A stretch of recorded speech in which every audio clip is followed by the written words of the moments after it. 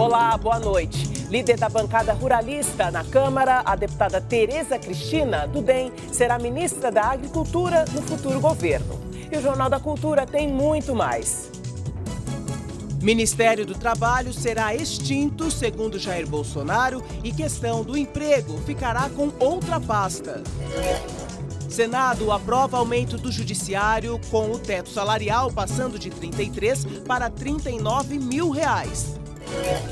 Como o próximo governo vai encontrar o sistema de saúde, uma das maiores preocupações da população. Regimes monarquistas sobrevivem ao tempo e maioria vê vantagens em ter um país com reis e rainhas. Uma pesquisa feita em maio deste ano indicou que 7 a cada 10 britânicos apoiam a monarquia. Nos Estados Unidos, democratas conquistam o controle da Câmara e Donald Trump se desentende com jornalistas ao falar das eleições. That's enough. Put down the mic. Mr. President, are you worried about indictments coming down in this investigation? Museu de Arte de São Paulo, o MASP, comemora 50 anos com um acervo de mais de 10 mil obras. Participam da bancada o cientista político Rubens Figueiredo e o advogado e ex-deputado federal Ayrton Soares. E você pode mandar perguntas e fazer comentários pelo Twitter na hashtag Jornal da Cultura. Os nossos comentaristas vão aguardar um pouco e o pessoal de casa também, porque a seguir nós vamos mostrar o anúncio da deputada Tereza Cristina como ministra da Agricultura do futuro governo e a aprovação do reajuste salarial dos ministros do STF. Aguarde que nós voltamos já.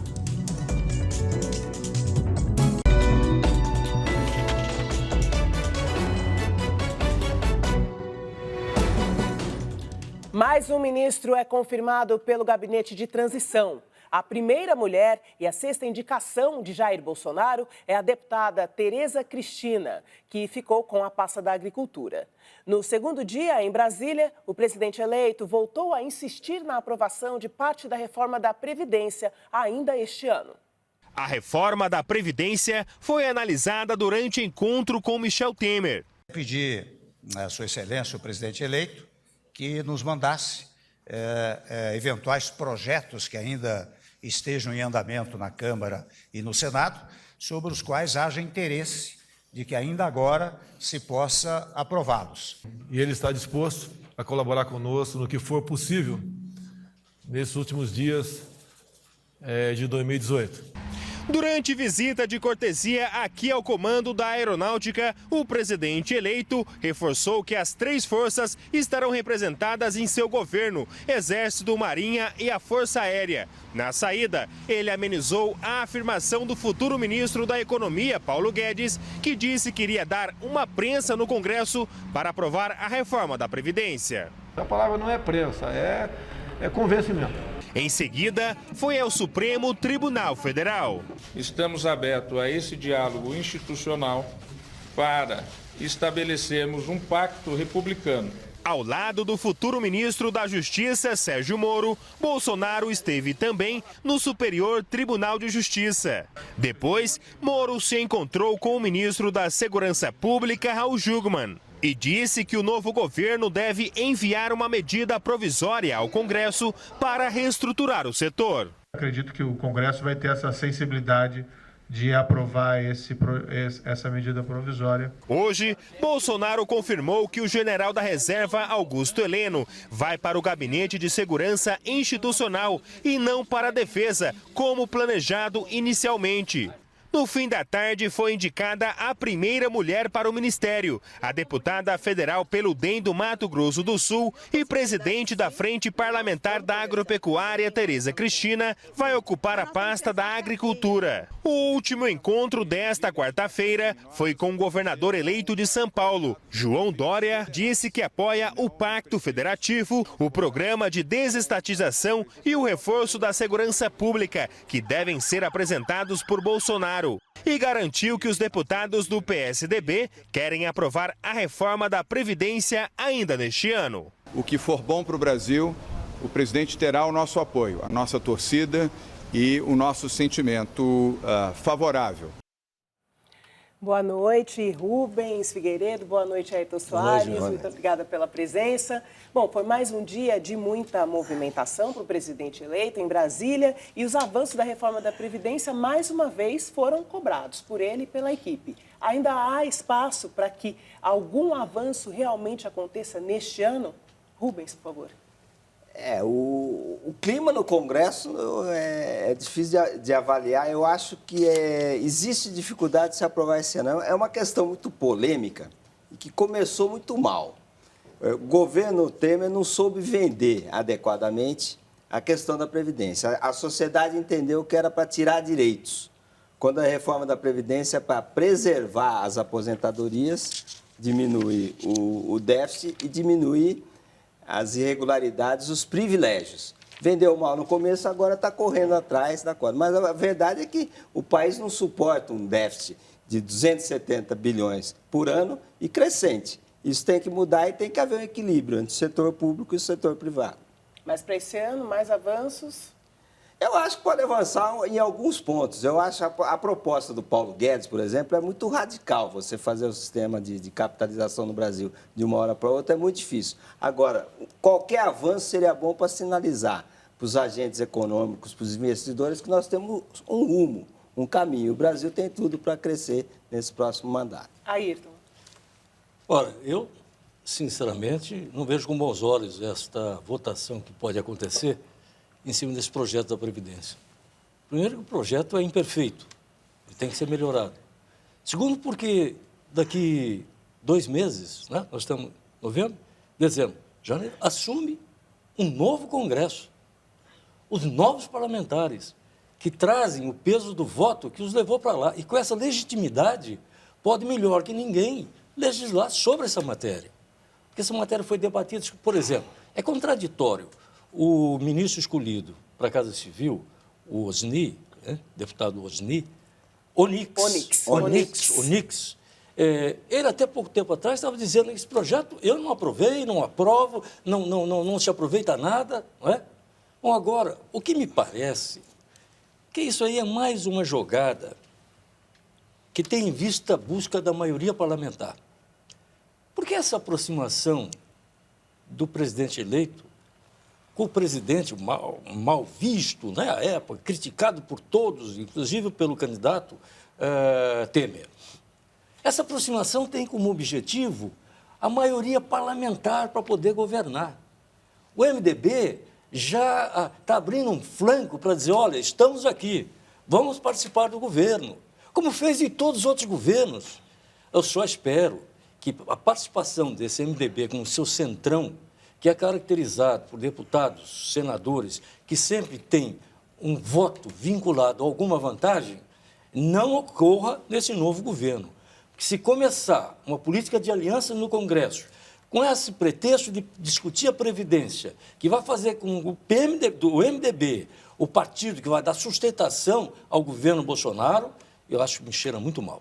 E hoje também foi divulgado o nome da primeira-ministra, né, deputada Tereza Cristina, para o Ministério da Agricultura. Como você vê essa indicação? É uma indicação normal de alguém que tem uma liderança, é a coordenadora da Frente Parlamentar da Agropecuária. Mas eu queria voltar numa questão. Ainda bem, Ayrton, que o presidente Bolsonaro foi conversar com o presidente Temer. Essa transição está sendo muito civilizada para o bem do Brasil. Eu imagino como seria, por exemplo, a transição da Dilma para o Bolsonaro, que são completamente opostos. Existe uma identidade de propósitos, de ideias. O PT achava que não precisava fazer reforma. O presidente Temer acha que precisa, como realmente precisa. Então, essa aproximação é mais do que saudável. E o MDB também deixou de ser aquele partido monstro. Tem 34, 35 deputados. Ele vai participar, se participar, de um conjunto de partidos de centro que entendem que sem reformas o Brasil não anda. Não, mas eu não estou só contra que eles façam as reformas. O MDB não é tão pequeno agora, ele vai ser menor depois. Estou querendo dizer que, para que discutir isso numa transição? Significa, tem a sua equipe, mas vai passar o governo para cá e para lá. Agora, respeitadas as propostas. Por acaso, qual foi a proposta do presidente eleito do Bolsonaro com relação à Previdência? Qual foi a proposta do seu partido? O que eles queriam da Previdência? Não era o mesmo que estava lá na pauta. Mas, Ayrton... Mas conversar é sempre bom. Agora, conversar pode ter por trás, isso que eu quis dizer. No momento pode errado, pode ter por trás outros interesses. E se o presidente eleito se deixar levar por esses outros interesses, está indo pelo mau caminho. Para a gente concluir, Rubens. Eu gostaria de concluir. Essa visão meio conspiratória de uma proposta que está sendo discutida desde começo de 2017, ia ser votada, se não fosse aquela gravação do Joesley, aquilo ia passar, com esse Congresso que está aí, ia passar e o Brasil estaria muito melhor. Quer dizer, mas não dá mais para adiar a reforma da Previdência. Essa coisa de vamos discutir, não sai nunca. São 30 bilhões a mais de déficit por ano, 270 já está. O ano que vem é 300, no ano 330, 360. Onde nós vamos parar? Mas 1 mês, 2 meses a mais não vai trazer diferença, não vai dar diferença e vai dar, se a votação for pelo novo Congresso, vai dar legitimidade para o resultado dela. E sobre o fim do Ministério do Trabalho, Jair Bolsonaro não deu mais detalhes de como vão ser as atribuições dessa nova pasta. Os setores produtivos e sindicais reagiram à notícia. Rogério é dono de uma empresa do ramo têxtil criada pelo pai há 54 anos. Na década de 1990, a empresa chegou a ter 273 funcionários. Hoje são 20, além de 60 terceirizados. Não foi apenas a mecanização dos processos de produção a responsável pela redução no número de postos de trabalho. A concorrência dos asiáticos, com custo de produção menor, engoliu parte do mercado. Por isso, ele não concorda com a ideia do novo governo de concentrar no Ministério da Economia 3 pastas diferentes: Fazenda, Planejamento e Desenvolvimento, Indústria e Comércio Exterior. Para quem tem um bom lobby, vai ser bom. Agora, tratar os diferentes como iguais fica meio difícil.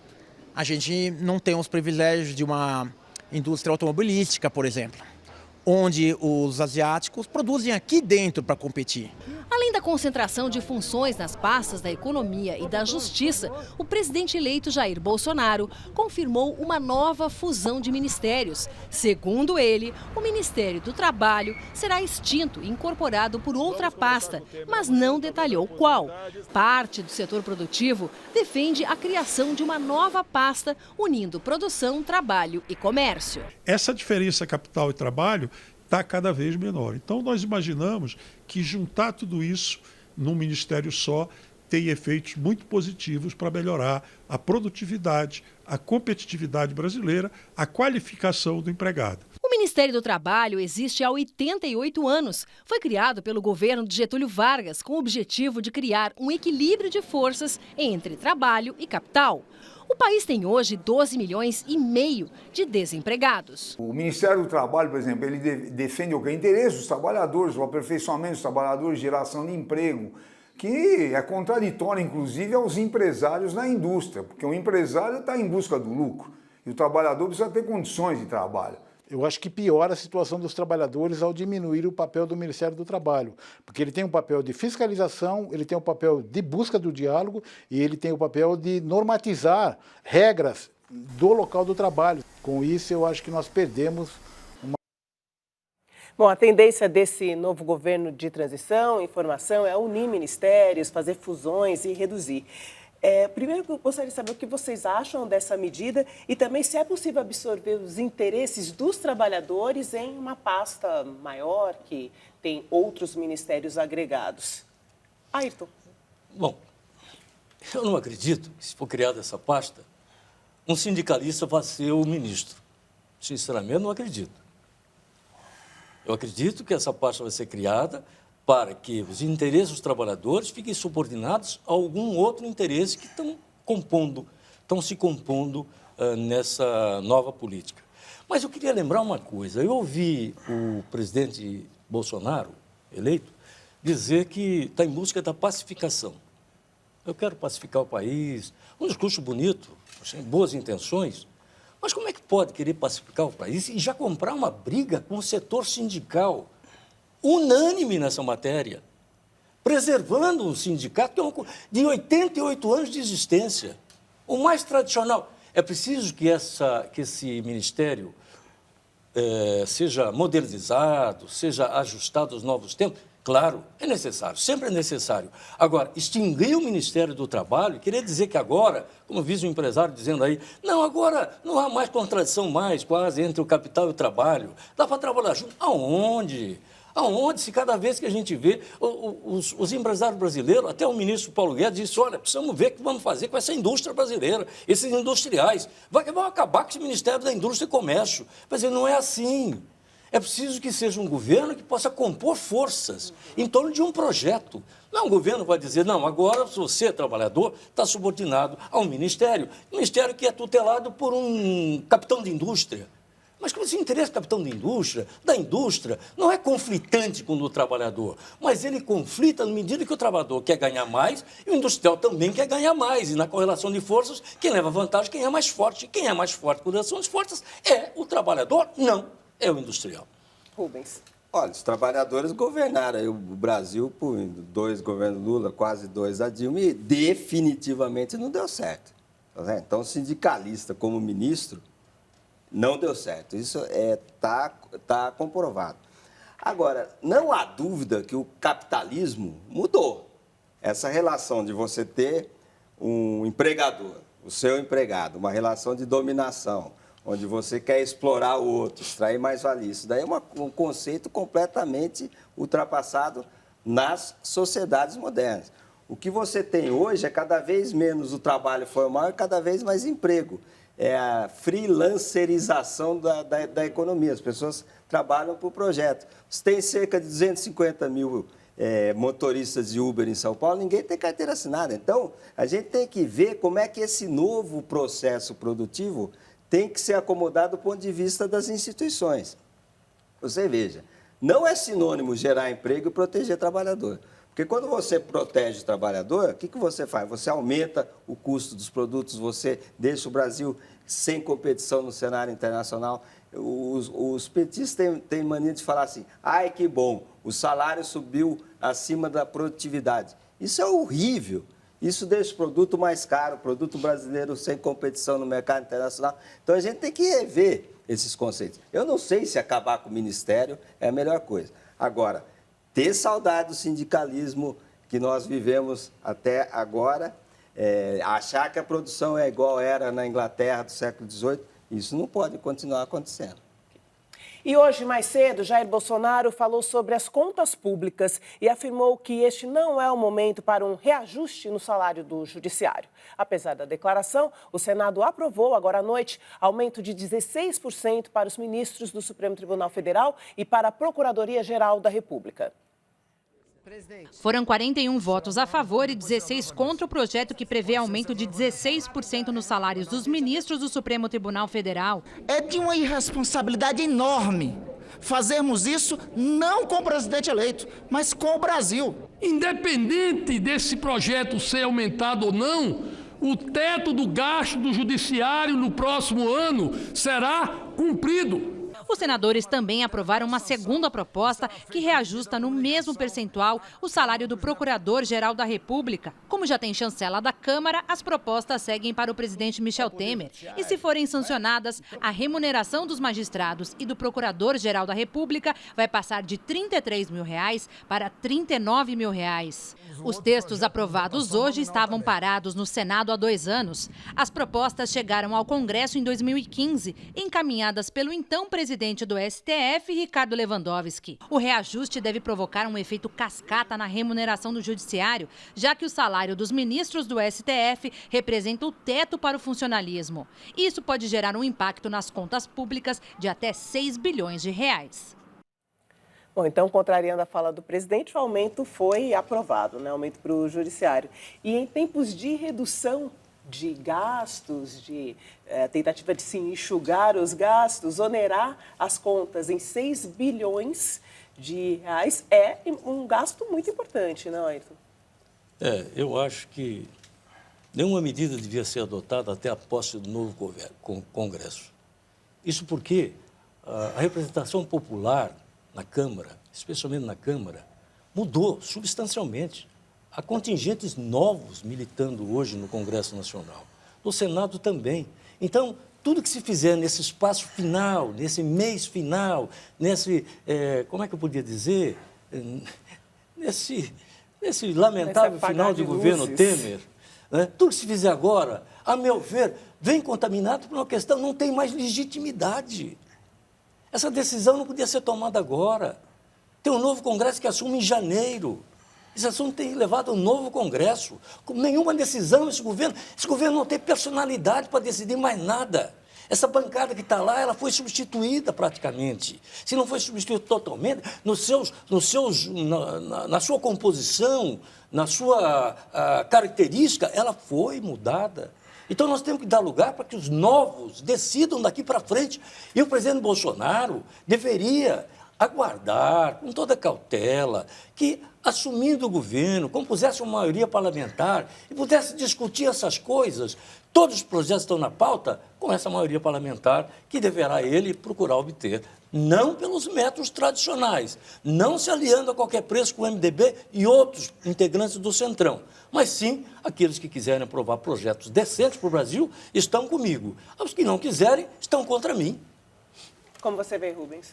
Olha, a sociedade na eleição, ela apostou num projeto, que é o projeto de uma economia mais liberal, de maior controle de gastos, de maior racionalidade administrativa, de uma força maior contra a violência. Esse projeto o Brasil ganhou, comprou. Quer dizer, fez um pacto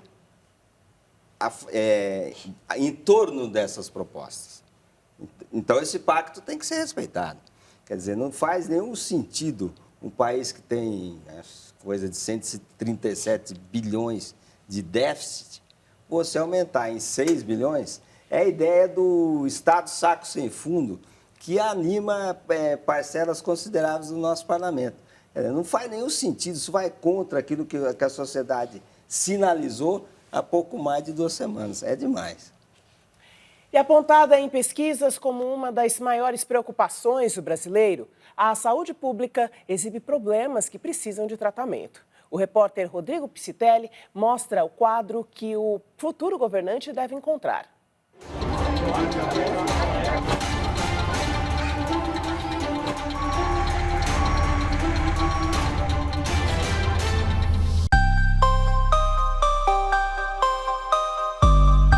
Paciente, alguém que necessita de cuidados médicos e clínicos.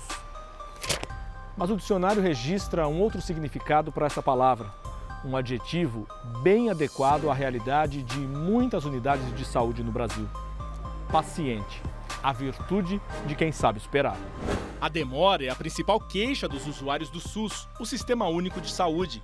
A fila de espera por uma cirurgia passava de 900 mil pacientes em dezembro do ano passado, de acordo com o Conselho Federal de Medicina. O órgão identificou 746 pedidos de cirurgia que estavam na fila há mais de 10 anos. O tempo de espera para uma cirurgia de vesícula, por exemplo, é de 6 meses em média.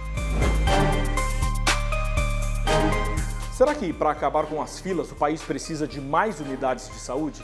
Se a resposta for positiva, estamos diante de um cenário preocupante, porque nos últimos anos o número de hospitais caiu. Também diminuiu a quantidade de leitos disponíveis. Para se ter uma ideia, nesse período, é como se o Brasil tivesse perdido 17 mil quartos como este. Em 8 anos, o SUS perdeu 34 mil leitos hospitalares. Além disso, menos de 10% dos municípios brasileiros possuem leitos de UTI, as unidades de terapia intensiva. Mais da metade destes leitos se concentra na região sudeste. Em todo o país, são 6.820 hospitais. 2 em cada 3 são particulares. Nos últimos 8 anos, o Brasil perdeu 87 hospitais. A saúde não se resume aos hospitais. Em 36 mil salas de unidades básicas como esta, milhões de brasileiros recebem todos os anos doses que ajudam a salvar vidas. Criado há 45 anos, o Programa Nacional de Imunizações é destaque no mundo. Responsável direto pela erradicação de doenças como febre amarela urbana, varíola e pólio, o programa oferece 27 vacinas grátis. Por ano, 300 milhões de doses são aplicadas, segundo o Ministério da Saúde. Mas a prevenção das doenças vai muito além dos calendários de vacinação. Dá uma olhada nesse rio, o Tamanduateí.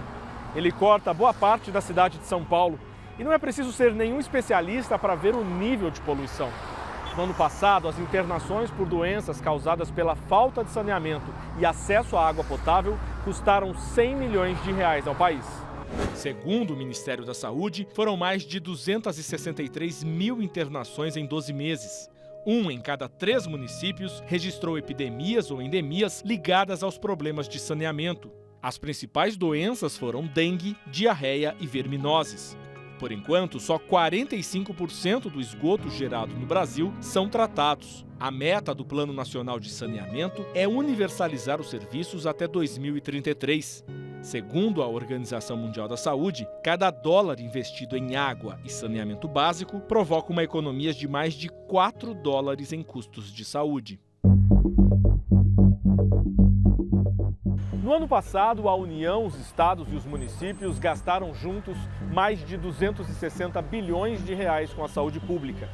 Isso dá pouco mais de R$ 1.200 por habitante por ano, cerca de 340 dólares na cotação média da semana.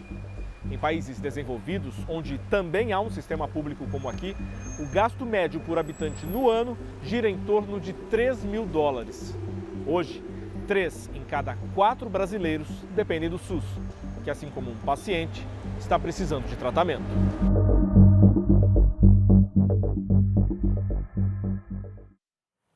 Nós vamos conversar agora com o repórter Rodrigo Piscitelli, que está acompanhado do clínico-geral do Hospital das Clínicas, Arnaldo Lichtenstein.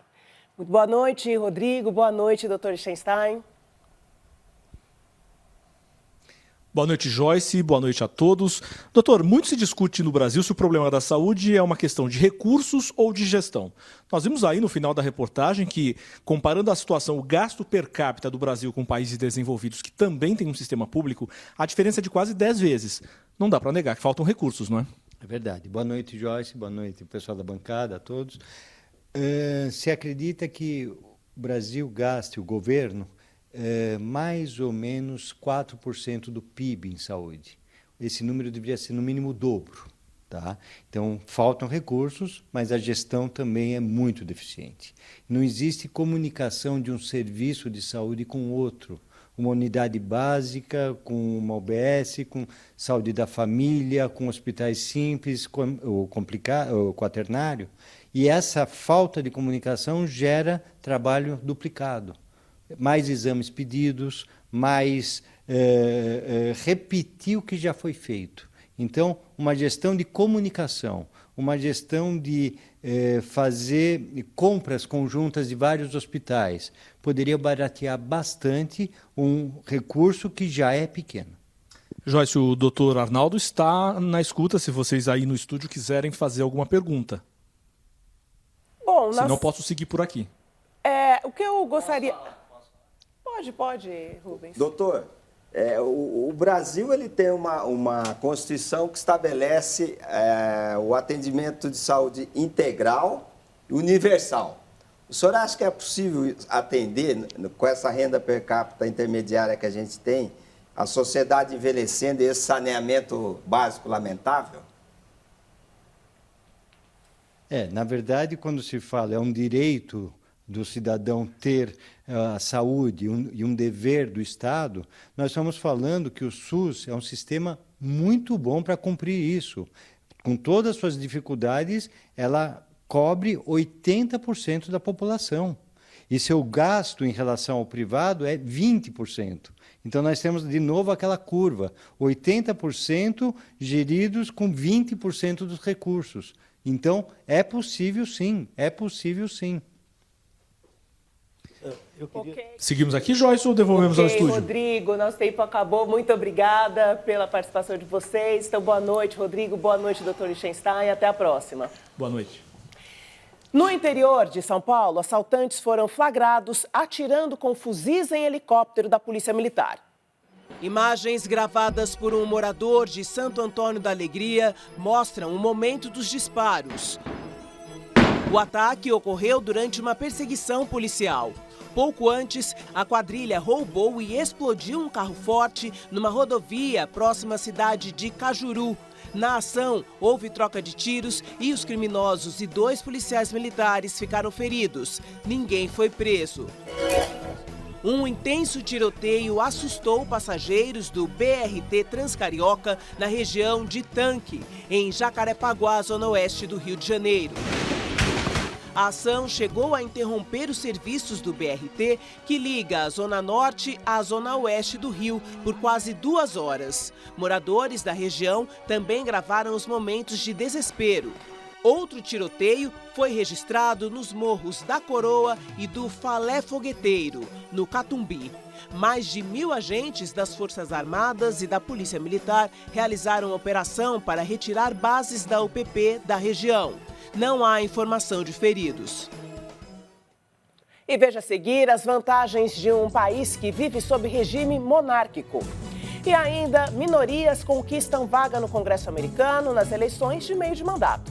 Nós voltamos já já.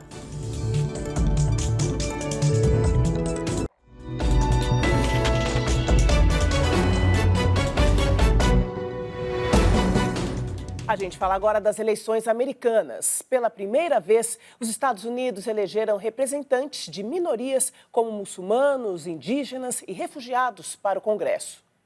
As eleições tiveram um recorde de mulheres eleitas. Cerca de 100 candidatas conquistaram vagas na Câmara. Rashida Tlaib e Ilhan Omar são as primeiras mulheres muçulmanas na história da casa. Cherish Davis e Deb Haaland são as primeiras de origem indígena eleitas. A ex-garçonete Alexandria Ocasio-Cortez, de 29 anos, é a deputada mais jovem da história. A também estreante na política, Jehena Reis, será a primeira mulher negra a representar Connecticut no Congresso.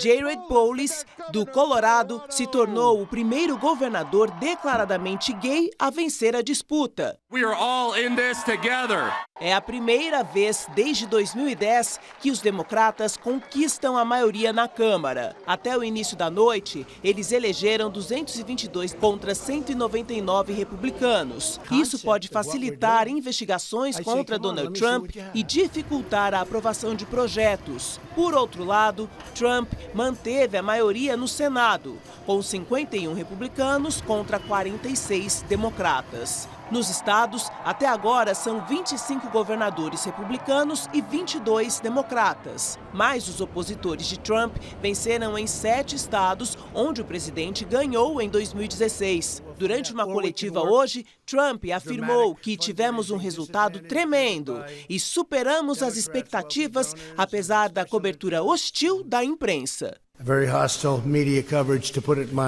Na entrevista, ele bateu boca com vários jornalistas e xingou um repórter da CNN que teve o microfone retirado das mãos. That's enough. Put down the mic. Mr. President, are you worried about indictments coming down in this investigation? Depois, uma repórter negra da TV pública PBS perguntou se o presidente se achava nacionalista e Trump chamou a pergunta de racista. That's such a racist question.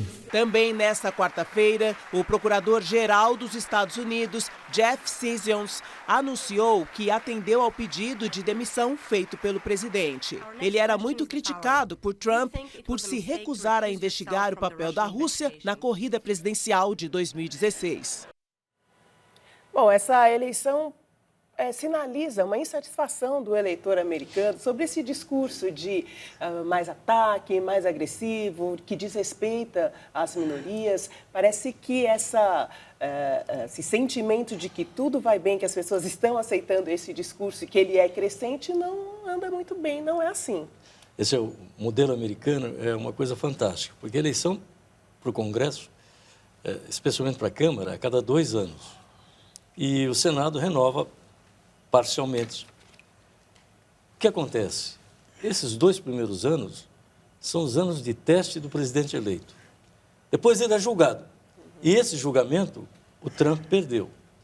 Porque a maioria hoje no Poder Legislativo, especialmente na Câmara, no Senado ele ainda manteve uma maioria, por razões que demoraria tempo a explicar, é a seguinte: agora ele não vai poder mais construir o muro para separar o México dos Estados Unidos Ele não vai poder mais declarar uma guerra ao Irã, porque o Irã não cumpre o acordo nuclear.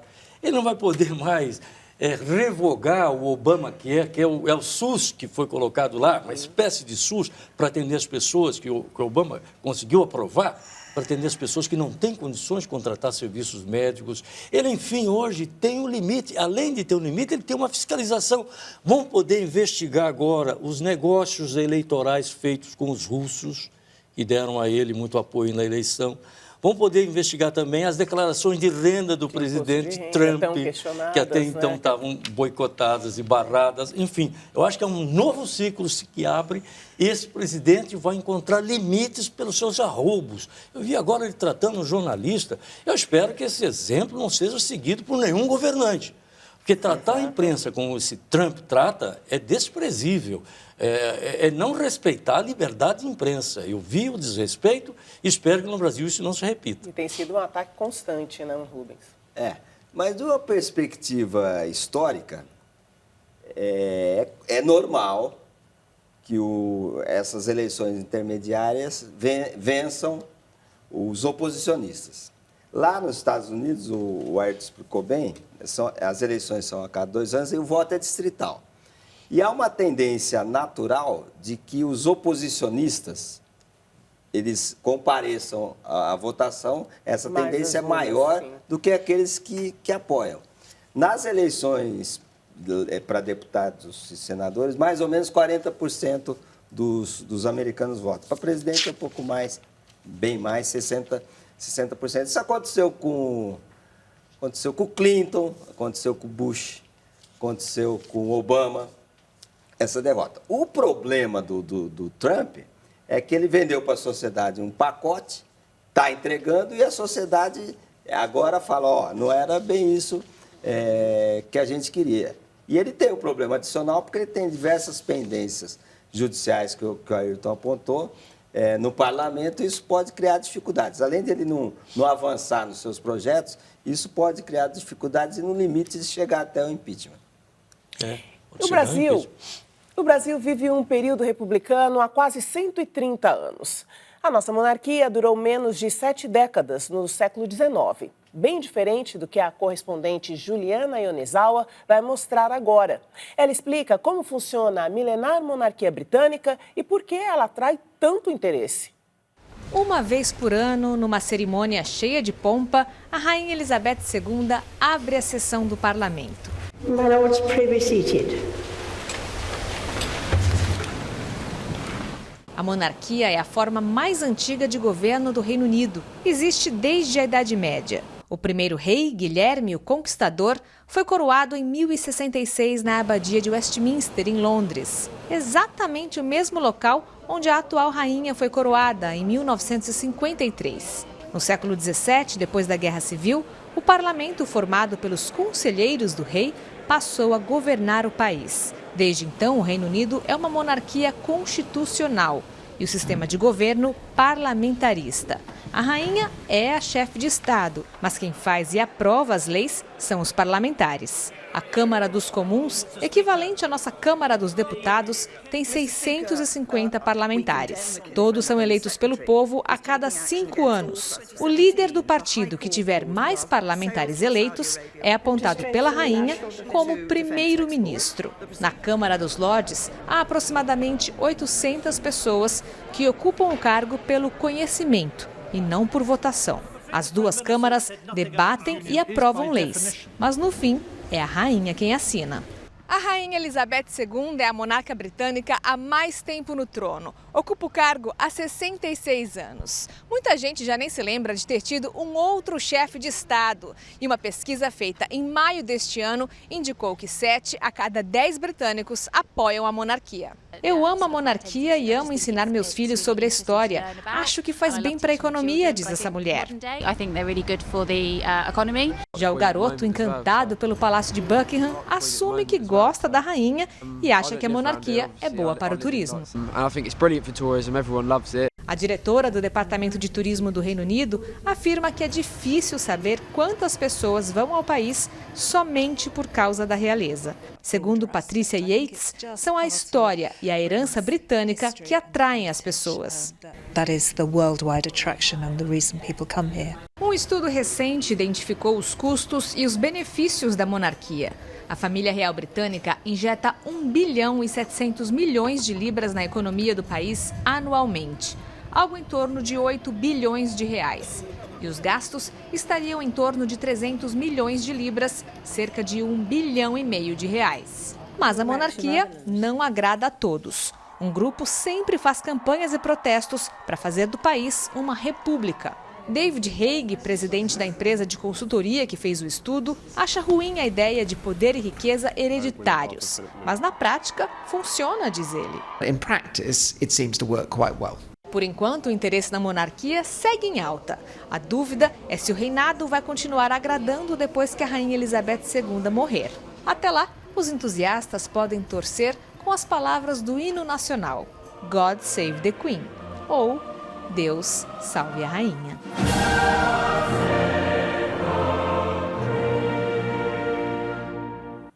A discussão sobre a possibilidade de um regime parlamentar não desaparece, né? Inclusive aqui no Brasil.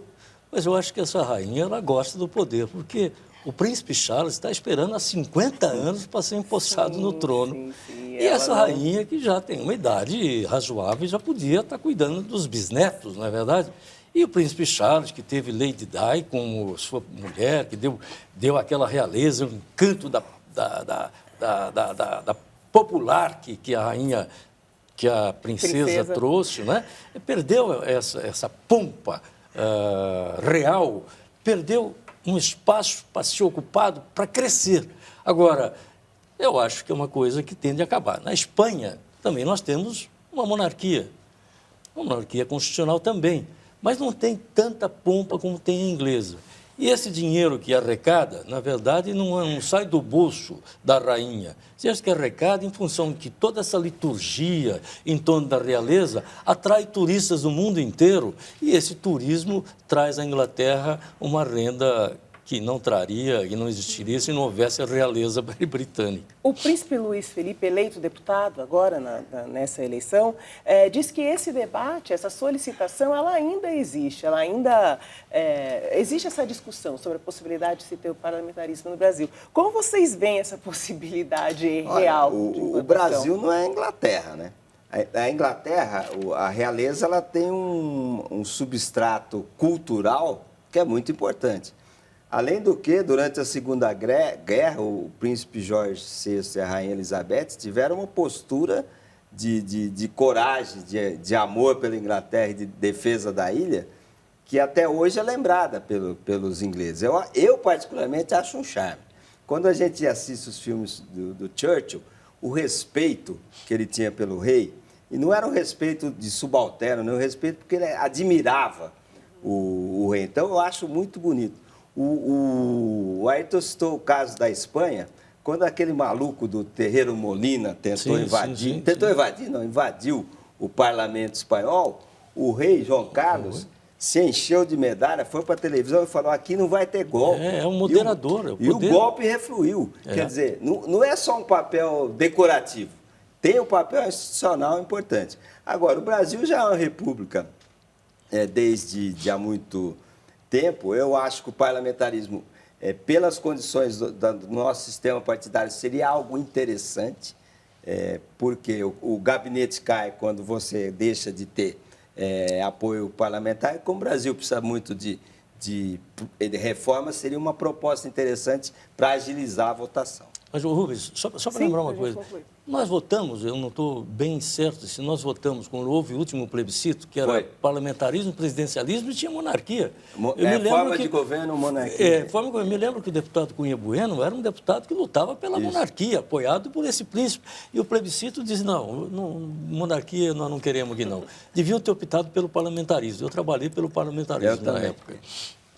O Teleton deste ano tem uma novidade. Quem participar, doando R$ 60 ou mais, se transforma em um personagem de livro em quadrinho. E as crianças atendidas na ACD da Zona Sul de São Paulo já aprovam a ideia. Os gêmeos Murilo e Arthur nasceram com paralisia cerebral.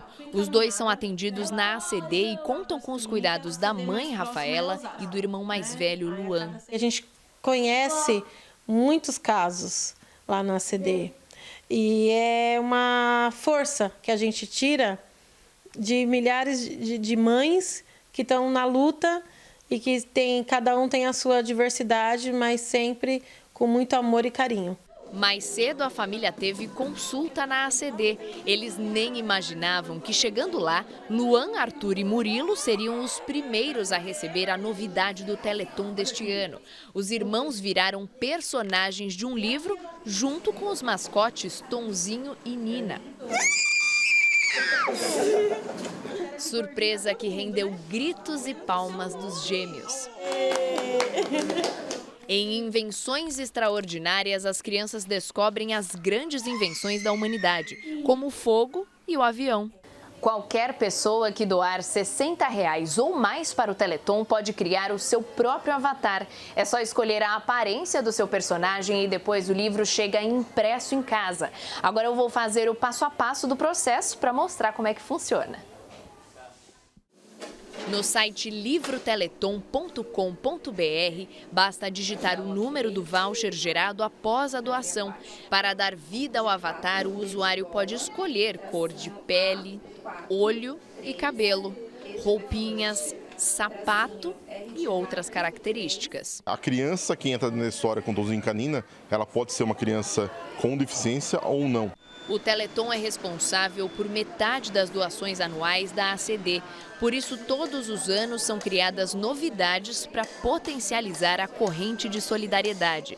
A meta desta edição é atingir R$30 milhões, R$1 milhão a mais do que no ano passado. O livro desse ano foi construído pensando nessas pessoas que gostariam de ter e fazer parte da história da ACD, do Teleton 2018, um pouquinho além, literalmente dentro da história.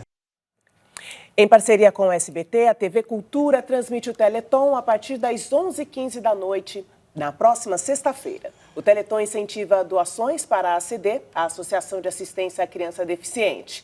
E as doações já podem ser feitas pelo telefone e também pelo site do Teleton.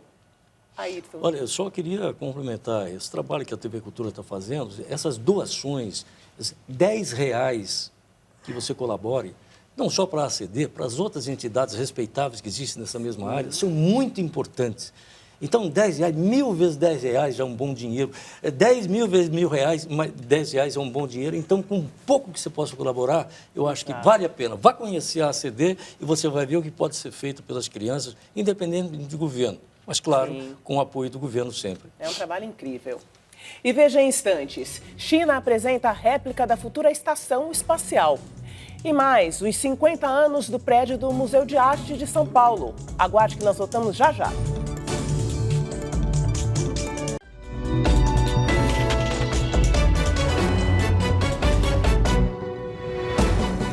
O MASP, Museu de Arte de São Paulo, completa hoje meio século.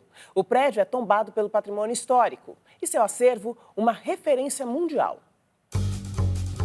No meio da Avenida Paulista, o principal cartão postal da cidade de São Paulo foi projetado pela arquiteta ítalo-brasileira Lina Bobardi e levou 9 anos para ser construído. É um marco feito de vidro, concreto, com superfícies ásperas e sem acabamento. 4 colunas sustentam a estrutura, que tem um vão livre de 74 metros. É um prédio extraordinário na escala mundial, um largo passeio para a Avenida Paulista e se preserva a bela vista do amanhecer do Vale do Tietê e o entardecer do lado do Parque do Trianon. Ele foi inaugurado no dia 7 de novembro de 1968, com a presença da Rainha Elizabeth II da Inglaterra. O MASP tem o principal acervo de arte europeia do Hemisfério Sul. Atrai turistas do Brasil inteiro e também de todo o mundo. Por aqui passam todos os dias 1.500 pessoas. Toda terça-feira a entrada é gratuita. Aí já são mais de 4.000 visitantes. Renier veio de João Pessoa só para conhecer o museu. Já tinha visto na televisão, fotos na internet, mas realmente é impressionante quando a gente conhece aqui mesmo. O acervo possui mais de 10.000 obras. Entre os destaques, Van Gogh e Picasso. Assim como artistas brasileiros importantes, como o Di Cavalcanti, Anita Malfatti, o Portinari. O MASP é o único museu do mundo que utiliza cavaletes de cristal, concebidos também por Lina Bobardi. É quase como o espectador dialogasse, como estivesse dialogando com uma pessoa, e também as fichas técnicas ficam atrás da obra.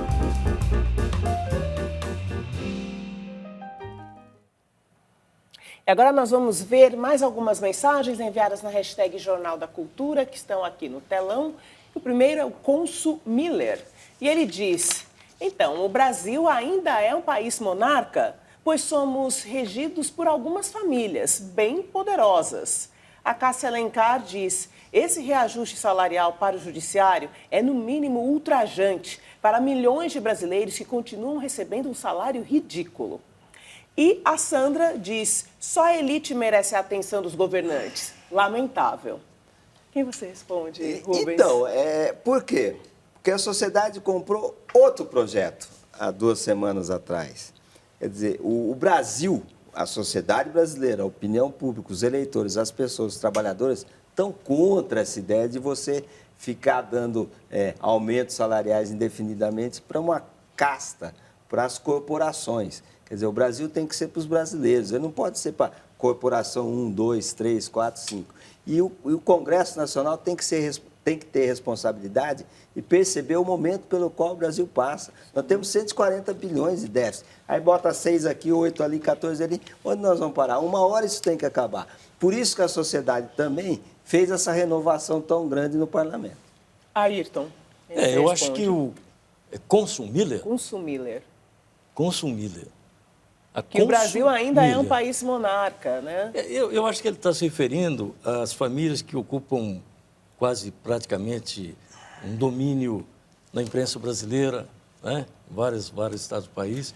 Famílias que constituem grandes forças em regiões mais atrasadas, grandes concentrações de terra, né? Famílias que dominam setores de indústria, né? Isso não é uma monarquia, isso é mais uma preponderância do rico, que cada vez mais acumula riquezas em detrimento do pobre, que cada vez mais perde emprego e recebe salário menor. É isso aí. Nosso tempo acabou. Rubens Figueiredo, muito obrigada. Ayrton Soares, muito obrigada. Boa noite para vocês e até a próxima. E nós terminamos essa edição com imagens da réplica da Estação Espacial da China, que deve ser lançada a partir de 2022. Também conhecida como Tiangong, a estação deve se tornar a única no espaço após a retirada planejada da Estação Espacial Internacional em 2024. Inscreva-se no nosso canal no YouTube para ser notificado sobre tudo que acontece no jornalismo da cultura. youtube.com/jornalismo TV Cultura. Muito obrigada pela sua companhia e eu te espero amanhã. Até lá!